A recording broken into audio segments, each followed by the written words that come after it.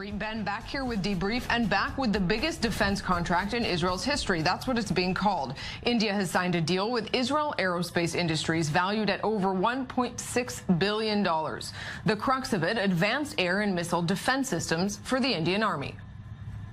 This is a great display of trust and appreciation on the part of Indian industry and India as a state in Israel's industry and capabilities. The system includes several components: an advanced radar mechanism that is already installed on the Israeli Navy's SAR-5 ships and will also be installed on the SAR-6 models, advanced missiles developed with the help of Rafale systems, a very advanced seeker mechanism, and other advanced weapon systems.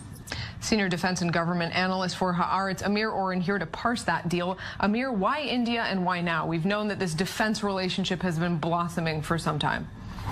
Well, it's not fake news by any measure. It's real, but it's also rehashed. If you go back a couple of years, every few months you would hear about this particular deal of a couple of $1 billion, sometimes $2 billion, sometimes 2.5, sometimes 3.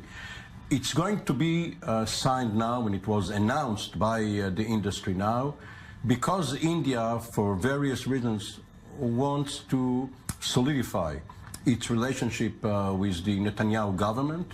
The governments are ideologically akin. It's very interesting because there are similarities between the Congress Party and the Labour Party in Israel. Both led national liberation movements from the British. Both ruled India and Israel respectively between 1947 and 77, but only under right-wing governments did the countries grow closer. It's interesting because a lot of times defense deals and economic deals don't necessarily line up with policy. You have Israel reportedly doing a lot of defense deals in the dark with Gulf countries, for example. So in this case, you think the politics actually line up with the economy? Yes, but you also need policy guidance, even if it's covert.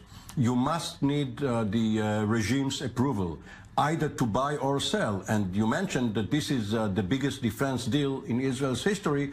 This is true only when Israel sells. Of course, when it buys, there are much larger deals for submarines or fighter planes.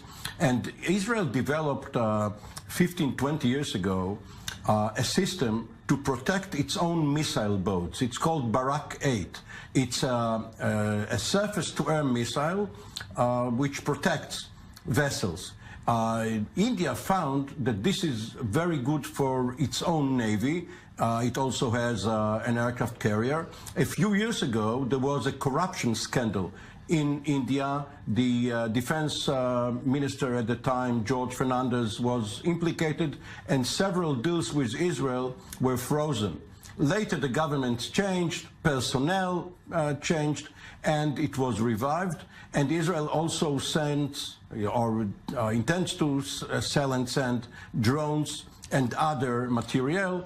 Altogether, a very good deal for both countries. If we're looking at other potential good deals that have happened that we might not know about or going forward, who is Israel eyeing? Who are Israel's, other than the United States, of course, biggest partners in that kind of defense?